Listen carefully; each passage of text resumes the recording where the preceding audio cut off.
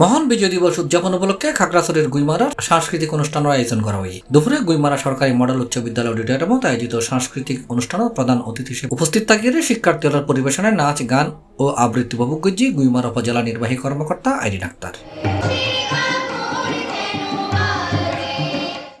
অনুষ্ঠানত অন্যান্যর মাঝে গুইমারা উপজেলা বিএনপি সভাপতি সাইফুল ইসলাম সোহাগ, থানার ভারপ্রাপ্ত কর্মকর্তা মোহাম্মদ এনামুল হক চৌধুরী, গুইমারা সরকারি কলেজের অধ্যক্ষ মোহাম্মদ নাজিম উদ্দিন সহ বিভিন্ন দপ্তরের কর্মকর্তা, জনপ্রতিনিধি, রাজনীতিবিদ ও বিভিন্ন শিক্ষা প্রতিষ্ঠান ও শিক্ষার্থী উপস্থিত আছেন।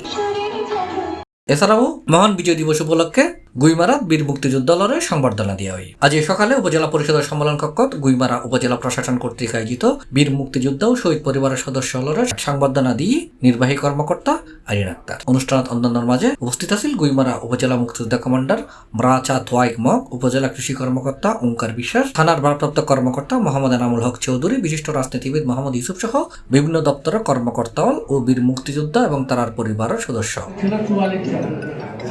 C plus TV, Chittagong.